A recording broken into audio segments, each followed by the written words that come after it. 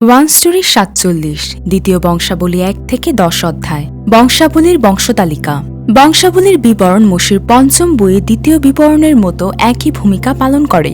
আমরা জানি যে মোশি, যিনি যাত্রা পুস্তকের পর প্রান্তরে ৪০ বছরের শেষে ইসরায়েলীয়দের পরিত্রাণের ইতিহাস লিপিবদ্ধ করেছিলেন, তিনি মৃত্যুর আগে পূর্বের ৪০ বছরের দিকে ফিরে তাকালেন এবং মরিয়া চিত্তে ৩টি উপদেশ লিখেছিলেন। এইভাবে প্রথম বংশাবলী এবং দ্বিতীয় বংশাবলীর বিবরণ কেবল সৃষ্টি থেকে উত্তর ইসরায়েলের ধ্বংস পর্যন্ত নয়, বরং দক্ষিণ জিহুদারও সংক্ষিপ্ত সার করে। হতাশাগ্রস্ত হৃদয় ঘোষণা করে যে এই পৃথিবীর রাজ্য বা এই পৃথিবীর রাজা কোনটিই চিরন্তন নয়, এবং ঈশ্বরের চিরন্তন রাজ্য এবং সেই রাজ্যে আগমনকারী মসীহ যীশুখ্রিস্টের উপর দৃষ্টিপাত করে। সুতরাং বংশাবলীর বিবরণ প্রথম পাপী আদম এবং মানব প্রতিষ্ঠিত রাজা শৌলের সাথে শুরু হয় এবং এই ইতিহাস সম্মিলিতভাবে বংশতালিকার ৯টি অধ্যায়ে বর্ণিত হয়েছে। এছাড়া উত্তর ইসরায়েলের বিদ্রোহী রাজাদের বাদ দেওয়া হয়েছে এবং এটি দক্ষিণ জিহুদার রাজাদের বিবরণের উপর দৃষ্টিপাত করে।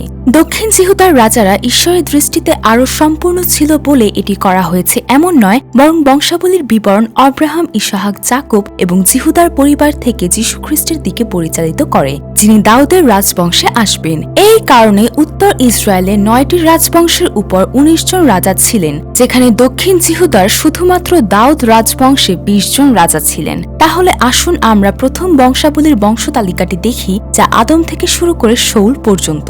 তারা পৃথিবীতে উজ্জ্বল জীবনযাপন করলেও তাদের বংশধারা তাদের থেকে উধাও হয়ে যায়। আদমের সাথে যে বংশধারা শুরু হয়েছিল তা শেথ, ইনস, কৈনন, মহললেল, জেরদ, হনক, মথুসেলেহ, লেমক ও নোহর দিকে নিয়ে যায়। এই সংক্ষিপ্ত পদে আমরা এমনকি কৈন ও কৈনের বংশধরদের খুঁজে পাব না, যারা পৃথিবীতে এক চমৎকার জীবনযাপন করেছিল। কৈনের পুত্র হনক, লেমক যার ২ স্ত্রী ছিল, লেমকের পুত্র জাবল পশুপালকদের পূর্বপুরুষ, জুবল যিনি বীণা ও বাঁশি বাজানোর সকলের পূর্বপুরুষ ছিলেন, এবং তুবল কৈন ব্রোঞ্জ ও লোহার সমস্ত যন্ত্রের গঠনকারী, তাদেরও খুঁজে পাওয়া যায় না।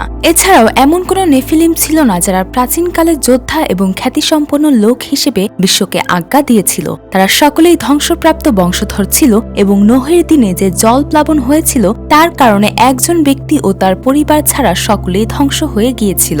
যাই হোক, শেথ এবং শেথের বংশধরেরা যারা ঈশ্বরের লোক হিসেবে বাস করত কিন্তু পৃথিবীতে তাদের কোনো নাম ছিল না, তাদের খুঁজে পাওয়া যায়।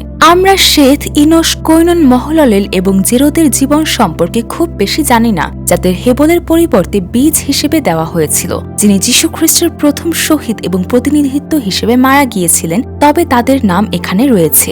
এছাড়া যে ব্যক্তি হনকের সঙ্গে এক পুত্র সন্তানের জন্ম দিয়েছিলেন, যিনি এই জগতের একজন ক্ষমতাহীন ব্যক্তি, যিনি তখনও ঈশ্বরের সঙ্গে গমনাগমন করতেন, লেমক যার নামের অর্থ ছিল তিনি ভূমির দ্বারা সৃষ্ট আমাদের হস্তের পরিশ্রম ও বেদনাদায়ক পরিশ্রমে আমাদিগকে সান্ত্বনা করিবেন, তিনিও এখানে আছেন। এই সংক্ষিপ্ত বংশতালিকার শুরুতে বাইবেল কি বলার চেষ্টা করছে তা আমাদের অবশ্যই জানতে হবে।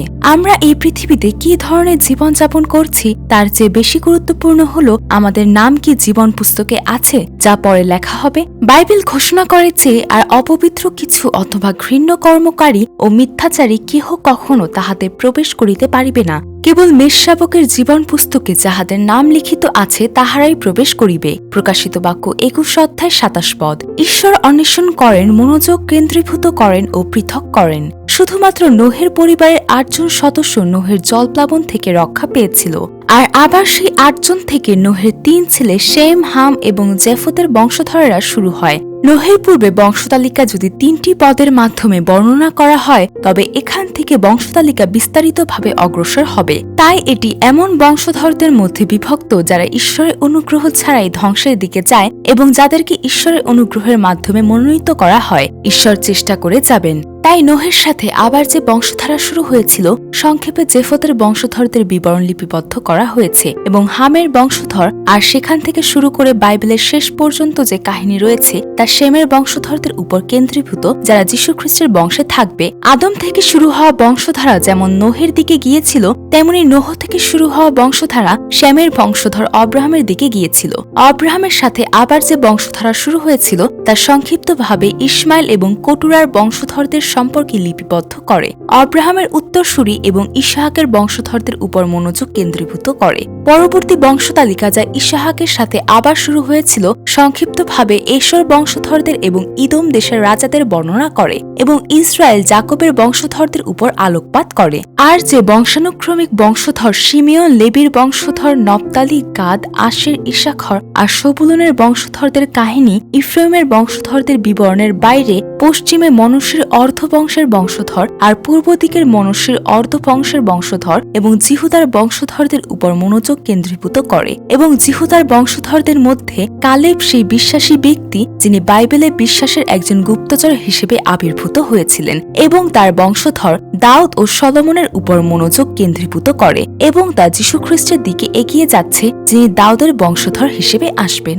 বংশতালিকায় তালিকাভুক্ত নয় এমন গোত্রের বংশধর। প্রথম বংশাবলীর বংশতালিকায় একটি পদ নপ্তালির বংশধরদের এবং সবুলনের বংশধরদের কথা উল্লেখ করে যাদের নাম লেবীয়দের বসতিতে সমাহিত করার আগে পর্যন্ত উল্লেখ করা হয়নি। এমনকি এমন একটি বংশ আছে যাদের প্রথম বংশাবলীর বংশতালিকায় দানের বংশ নামে কোনো নাম নেই। জাকব যখন তার 12 জন পুত্রকে আশীর্বাদ করেছিলেন তখন তিনি দান বংশ সম্পর্কে বলেছিলেন দান তার লোকদের জন্য ন্যায় বিচার নিশ্চিত করবেন ইসরায়েলের বংশগুলির মধ্যে একটি হিসেবে। দান হবে রাস্তার ধারে একটি সাপ, পথের ধারে একটি সাপ যে ঘোড়ার গোড়ালিতে কামড় দেয় যাতে তার আরোহী পিছনে পড়ে যায়। কিন্তু পথের ধারের সাপের অর্থ শয়তানের কাজ হিসেবে দেখা যেতে পারে। এমনকি যখন ঈশ্বরের ঘর শিলোতে ছিল তখনও দান বংশের মিখার বাড়িতে মূর্তি ছিল। এছাড়াও দান গোত্রের দখলকৃত ভূমির অবস্থান ছিল উত্তর ইসরায়েলের সবচেয়ে উত্তরের বিন্দু এবং অ-ইহুদিদের সাথে অনেক বিনিময় হয়েছিল, কিন্তু অবশেষে এটি ধ্বংসের কারণ হয়ে ওঠে। তাই যদিও দান গোত্র ইসরায়েলের একটি গোত্র ছিল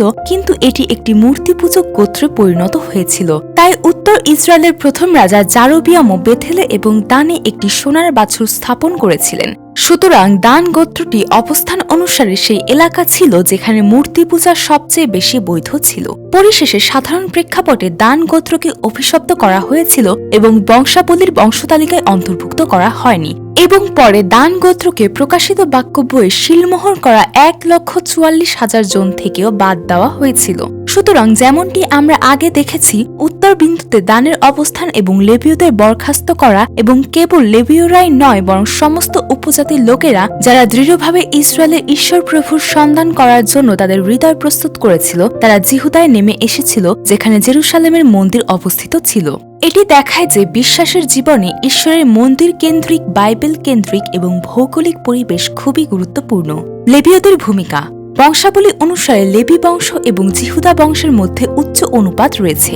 অনেক অন্তর্ভুক্তি আছে। প্রথমত ইসরায়েলের পুত্র লেবী থেকে ব্যাবিলনে বন্দী না হওয়া পর্যন্ত লেবীর বংশধর আবাসস্থলে যারা বাস করতেন, হারনের বংশধর, পুরোহিতদের বংশধর, লেবীয়দের বসতি এবং জেরুসালেমে বসতি স্থাপনকারী পুরোহিত, জেরুসালেমে বসতি স্থাপনকারী লেবীয়, জেরুসালেমে বসতি স্থাপনকারী সমাগম তাঁবুর দ্বাররক্ষী এবং প্রায় অধিকাংশ লেবীয়র তালিকা। বংশতালিকায় জিহুদার সন্তানদের সাথে লেবীয়দের উপর এই মনোযোগ কেন্দ্রীভূত করা হয়েছে কারণ যদি জিহুদার সন্তানরা আসন্ন মসীহ যীশুখ্রিস্টের উপর দৃষ্টি নিবদ্ধ করে তাহলে লেবীয়রা তাদের প্রতিনিধিত্ব করে যারা সেই যীশুখ্রিস্টের মাধ্যমে ঈশ্বরের লোক হয়ে উঠবে। ওয়ান স্টোরি এর 23 নং পর্বে ইতিমধ্যে বিস্তারিতভাবে ব্যাখ্যা করা হয়েছে যে কেন এবং কিভাবে লেবীয়রা ইসরায়েলকে প্রতিনিধিত্ব করে। এছাড়াও লেবীয়দের ঈশ্বরের দ্বারা কোনো যোগ্যতা ছাড়াই নির্বাচিত এবং বিশিষ্ট করা হয়েছিল। ঈশ্বরের তাঁবুর একজন দাসের পদ দেওয়া হয়েছিল ঈশ্বরের উদ্দেশ্যে বলিদানের দায়িত্বে থাকা ব্যক্তি হিসেবে। সমস্ত ইসরায়েলীয়দের মধ্যে কেবল লেবীয়রাই এই ভূমিকা নিতে পারে। লেবীয়রা ঈশ্বর এবং মানুষের মধ্যে ছিল। এই কারণে যীশুখ্রিস্টের বংশের দিক থেকে জিহুদার বংশধর এবং আধ্যাত্মিকভাবে একজন মহাযাজক হিসেবে লেবীয় ছিলেন। এই কারণে প্রেরিত পিতর বলেছিলেন, তোমরা একজন মনোনীত জাতি, রাজকীয় যাজকবর্গ, একটি পবিত্র জাতি, ঈশ্বরের বিশেষ অধিকার। প্রথম পিতর 2:9 জাবেশের প্রার্থনা।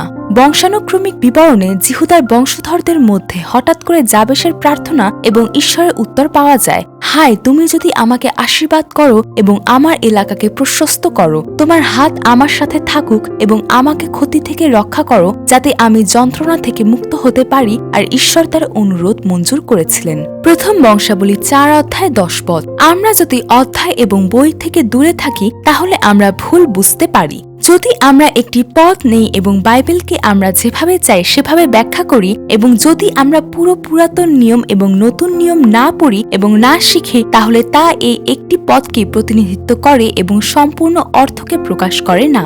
যাবেশ ঈশ্বরের কাছে যা চেয়েছিলেন তা হল প্রথমে এলাকাটি প্রসারিত করা, দ্বিতীয়ত সমস্যা থেকে বেরিয়ে আসতে সাহায্য করা এবং তৃতীয়ত উদ্বেগ মুক্ত থাকতে সাহায্য করা। তাই যদি আমরা যাবেশের মতো প্রার্থনা করি, তাহলে আমরা ভুল করে বলতে পারি যে ঈশ্বর এই পৃথিবীতে আমাদের আশীর্বাদ করেছেন, তাই আমরা আমাদের জায়গা প্রসারিত করেছি, সম্পদ বৃদ্ধি করেছি, আমাদের অবস্থান উন্নত করেছি এবং এই পৃথিবীতে ক্লেশ ও উদ্বেগমুক্ত জীবনযাপন করতে সাহায্য পেয়েছি। তবে বাইবেল ধারাবাহিকভাবে বলে যে ঈশ্বরের আশীর্বাদ হল মসীহ যীশুখ্রিস্টের মাধ্যমে অনন্ত জীবনের আশীর্বাদ এবং প্রকৃত আশীর্বাদ হল ঈশ্বরের লোক, সন্তান এবং দাসেরা যারা পার্থিব জিনিসগুলিকে অস্বীকার করে এই পৃথিবী থেকে তাদের মন বিচ্ছিন্ন করে বিদেশী হিসেবে বাস করে এবং ঈশ্বরের রাজ্যে ঈশ্বরের সাথে চলে।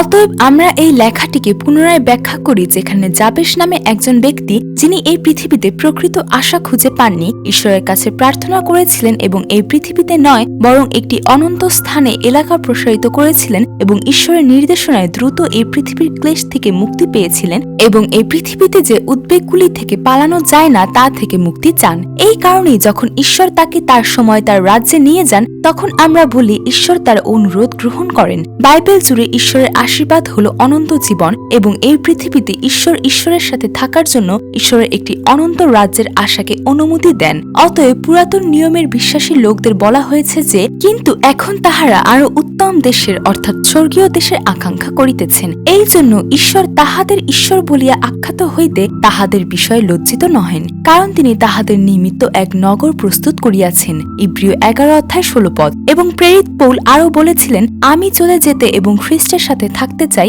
যা অনেক ভালো। ফিলিপিও 1:23 পদ। অতএব যাবেশ প্রার্থনার মাধ্যমে যা পেয়েছিলেন তা হল ঈশ্বরের রাজ্য এবং অনন্ত জীবন, যা যীশু খ্রিস্টের সমস্ত লোক পেতে পারে। বিন্যামিনের বংশধররা স্বতন্ত্র। বংশাবলীর বংশতালিকায় 7 অধ্যায়ে অন্যান্য বংশের বংশধরদের সঙ্গে বিন্যামিনের বংশধরদের বিবরণ লিপিবদ্ধ করা হয়েছিল, কিন্তু 8 অধ্যায়ে আবারও বিন্যামিনীয়দের উপর মনোযোগ কেন্দ্রীভূত করা হয়েছে। এটা এক ব্যতিক্রমী ঘটনা, যদিও আমরা জানি যে বংশাবলীর বংশতালিকার মূল উদ্দেশ্য দাউদের বংশধারায় রয়েছে, কিন্তু তবু বিন্যামিনের উপর মনোযোগের একটা কারণ আছে। প্রথমত, বিন্যামিন বংশের শুরুটা খারাপ ছিল কিন্তু শেষটা ভালো ছিল। বিন্যামিন জোসেফের ছোট ভাই হিসেবে জন্মগ্রহণ করেন এবং তার জন্মের সাথে সাথে তার মাকে হারান। আর এই বংশ যাকবের একটা অভিশাপ পেলেন, কোনো আশীর্বাদ নয়, যিনি বলেছিলেন, বিন্যামিন বিতারক নেকড়ের তুল্য। প্রাতকালে সে শিকার ভক্ষণ করিবে, সন্ধ্যাকালে সে লুট দ্রব্য বন্টন করিবে। আদিপুস্তক 49:27 পদ। যদিও এহুদ নামে একজন বিচারক বিচারকর্তাদের সময় বিন্যামিন বংশ থেকে এসেছিল এবং গিবিয়া অঞ্চলের একজন লেবীয়, যিনি বিন্যামিন গোত্রের অন্তর্ভুক্ত ছিলেন এবং তার উপপত্নীকে ধর্ষণের এবং দেহকে 12টি খণ্ড করার ঘটনার নায়ক হিসেবে আবির্ভূত হন এবং বিন্যামিন বংশ প্রায় বিলুপ্তির হুমকির সম্মুখীন হয়। আর যদিও ইসরায়েলের প্রথম রাজা শাউল বিন্যামিন বংশ থেকে আবির্ভূত হয়েছিলেন, তিনি মারা যাওয়ার আগ পর্যন্ত তিনি ঈশ্বরের জন্য নয় বরং নিজের রাজ্য প্রতিষ্ঠা করার চেষ্টা করেছিলেন, যা তাকে ধ্বংসের দিকে নিয়ে গিয়েছিল। এর বাইরে এখন পর্যন্ত বিন্যামিন গোত্রের কাছ থেকে তেমন কিছু পাওয়া যায়নি। কিন্তু সলোমনের পর ইসরায়েলের জাতিগুলি যখন বিভক্ত হয়ে গিয়েছিল, তখন বিন্যামিন বংশ শেষ পর্যন্ত দাউদের গোষ্ঠী জিহুদার সঙ্গে থেকেছিল এবং দক্ষিণ জিহুদায় ছিল, যেখানে ঈশ্বরের সিন্দুক, মন্দির এবং জেরুসালেম অবস্থিত ছিল। আর দক্ষিণ জিহুদার পতন পর্যন্ত তারা একসঙ্গে ছিল। তাই ইতিহাসের পর লিপিবদ্ধ বংশানুক্রমিক বিবরণে বিন্যামিন বংশকে তুলে ধরা হয়েছে এবং বন্দিদশা চলাকালীন লিপিবদ্ধ ইস্টেরের বইটিতে ইতিহাসের শেষ বইয়ের নায়ক মর্দক্ষয় এবং ইস্টের বিন্যামিন গোত্রের। পার্থিব রাজা শাউলের কাহিনী। বংশাবলীর বংশতালিকায় আরো অনেক বিষয় রয়েছে, কিন্তু ওয়ান স্টোরির উদ্দেশ্য বাইবেলকে উপবিভক্ত করার নয়, কিন্তু বাইবেলের প্রবাহকে সংক্ষিপ্ত করা এবং লোকেদের বাইবেলের স্বাদ গ্রহণ করতে দেওয়া। তাই এখানে বংশবৃত্তান্তের শেষে আমরা শাউলের গল্পটা শেষ করার চেষ্টা করছি। শাউলের সমাপ্তির গল্পটি দাউদের পরিবারের রাজাদের গল্পে প্রবেশ করার আগে আসে। যীশু খ্রিস্টের জিহুদার বংশ মসীহ, যিনি ঈশ্বরের রাজ্যে আসবেন, যা পুরো বংশাবলীর বিষয়বস্তু। শাউলের পরিবার সম্বন্ধে ইতিমধ্যে বিন্যামিনের বংশধরদের সঙ্গে উল্লেখ করা হয়েছিল। যাই হোক, এখানে শাউলের গল্পের শুরু একটি বংশতালিকা হিসেবে এবং শাউলের গল্প 10ম অধ্যায়ে বলা হয়েছে, যেখানে কেবলমাত্র শাউলের শেষ মৃত্যুর দৃশ্য দেখানো হয়েছে, যা জগতের রাজাকে প্রতিনিধিত্ব করে। শাউল, যিনি ইসরায়েলীয়দের অনুরোধে রাজা হয়েছিলেন ঈশ্বরের নির্বাচনের দ্বারা নয়। প্রথমে তিনি নিজেকে দেখানোর চেষ্টা করেননি, কিন্তু রাজা হওয়ার পর এবং রাজার ক্ষমতা পাওয়ার পর তিনি একজন সাধারণ জাগতিক ব্যক্তি ছিলেন, যিনি তার বিশ্বস্ত প্রজা দাউদকে হত্যা করার জন্য বাকি জীবন ব্যয় করেছিলেন, যাতে একজন জাগতিক রাজা হিসেবে তার মর্যাদা না হারায়। যখন ঈশ্বরের আত্মা তাকে ধরে রেখেছিল, লোকেরা তাকে ভয় করত, কিন্তু যখন তার মন্দ আত্মা ছিল তখন তিনি লোকেদের ভয় করতেন। সে ছিল একজন করুণ এবং দুর্ভাগ্যবান ব্যক্তি, যাকে শমূয়েলের মাধ্যমে ঈশ্বরের সাথে দেখা করতে হয়েছিল। সারা জীবন ঈশ্বরকে তার রাজা এবং পিতা হিসেবে সম্পূর্ণরূপে না পেয়ে তাই শাউলের মৃত্যুকে বংশতালিকার শেষে রাখা হয়েছিল। জাগতিক লোকেরা কিছু সময়ের জন্য এই পৃথিবীতে রাজা হতে পারে এবং রাজাদের মতো বেঁচে থাকতে পারে, কিন্তু এর একটা শেষ অবশ্যই আছে। বাইবেল বারবার গল্পটি পুনরাবৃত্তি করে।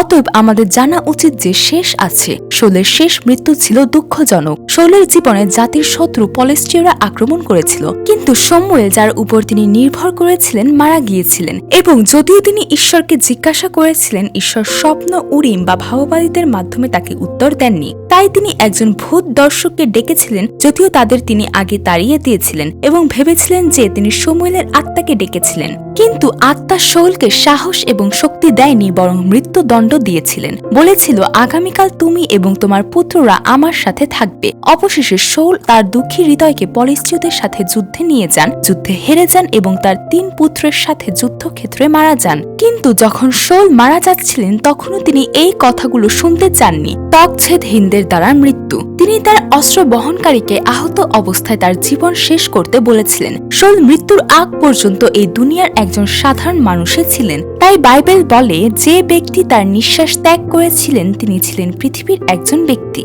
আমালেক, যিনি শয়তানের প্রতীক হিসেবে আবির্ভূত হন, ঈশ্বর বংশাবলীর মাধ্যমে কথা বলেন।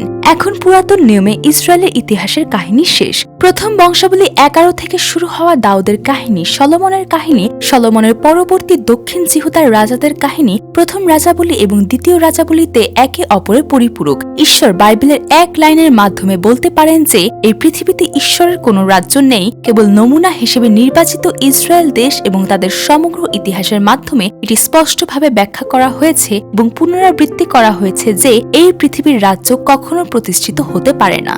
অতএব আমরা যারা ঈশ্বরের বাক্যের মাধ্যমে ঈশ্বরে বিশ্বাস করি, তারা যদি বারবার এই জগতে রাজা হওয়ার চেষ্টা করি এবং এই জগতে আমাদের রাজ্য প্রতিষ্ঠা করি, আমরা পুরাতন নিয়মের ইতিহাস এবং মানব ইতিহাসের ফাঁদে আটকা পড়েছি। আমরা প্রান্তরে আটকা পড়েছি, যে প্রান্তরে ইসরায়েলীয়রা 40 বছর ধরে আটকা পড়ে আছে, যখন তারা অভিযোগ ও বিরক্তি প্রকাশ করছিল। আর আমরা বিচারকদের যুগে আটকা পড়েছি, যখন মানুষ যা তারা ঠিক মনে করত তাই করত, আর উত্তর ইসরায়েলের রাজাদের এবং দক্ষিণ জিহুদার রাজাদের দ্বারা আটকা পড়েছিল, যারা ভেবেছিল তাদের সিংহাসন চিরস্থায়ী হবে, যে এই জগৎ চিরন্তন হবে, আর দুনিয়াটাকে উপভোগ করেছেন মন্দ কাজ করে এবং ঈশ্বরকে অবজ্ঞা করে। ইসরা, নহিমীয় এবং ইস্টারের মতো বন্দিত্ব থেকে ফিরে আসা সম্পর্কে ইতিহাসের ঐতিহাসিক বইগুলি যা বন্দিত্বের গল্প নিয়ে আলোচনা করে, তা আর এই জগতে তাদের হৃদয় স্থাপন বা এই জগতে দাউদের রাজ্য প্রতিষ্ঠা করার বিষয় নয়। এছাড়া যে কবিতার বইগুলো গীতসংহিতা থেকে শুরু হয়, সেগুলো ইসরায়েলের দিকে ফিরে তাকায় না, বরং সামনের দিকে এগিয়ে যায়। আমরা আসন্ন মসীহ যীশু খ্রিস্টের জন্য আশা করছি এবং আমরা পরিত্রাণের চূড়ান্ত বিষয় ঈশ্বরের পুনর্স্থাপন ঘোষণা করছি। ভাববাদীদের যে বইটি গীতসংহিতার বই অনুসরণ করে, তা আরো স্পষ্টভাবে মসীহর রাজত্ব বর্ণনা করবে। অতএব আমাদের বিশ্বাস যেন ইতিহাসের খাতায় না থেকে যায় এবং কাব্যের খাতা ছাড়িয়ে যায়, ভবিষ্যৎবাণীর খাতায় উত্তীর্ণ হয় এবং সুসমাচারের 4টি খাতায় যীশু খ্রিস্টের সঙ্গে মিলিত হয় এবং প্রেরিতের খাতায় পবিত্র আত্মার দ্বারা অধিষ্ঠিত হয়। আর প্রেরিত পৌল এবং অন্যান্য প্রেরিতের চিঠির মাধ্যমে আমাদের বাকি জীবনে কি করা উচিত তা স্বীকার করতে হবে এবং শেষ পর্যন্ত শাউলের মতো নয়, বরং দাউদের মতো আমাদের হৃদয়ে যীশু খ্রিস্টকে পেয়ে জীবন শেষ করতে হবে। ঈশ্বরের উদ্যোগ ও ভালোবাসার গল্প, যিনি বলেছেন, খ্রিস্ট যিশুতে যে ভাব ছিল তাহা তোমাদের মধ্যেও হোক। ঈশ্বরের স্বরূপ বিশিষ্ট থাকিতে তিনি ঈশ্বরের সহিত সমান থাকা ধরিয়া লইবার বিষয়ে জ্ঞান করিলেন না, কিন্তু আপনাকে শূন্য করিলেন, দাসের রূপ ধারণ করিলেন, মনুষ্যদের সাদৃশ্যে জন্মিলেন এবং আকার প্রকারে মনুষ্যবৎ প্রত্যক্ষ হইয়া আপনাকে অবনত করিলেন, মৃত্যু পর্যন্ত, এমনকি ক্রুশীয় মৃত্যু পর্যন্ত আজ্ঞাবহ হইলেন। ফিলিপিও 2 অধ্যায় 5 থেকে 8 পদ। তা অব্যাহত থাকবে। আমেন।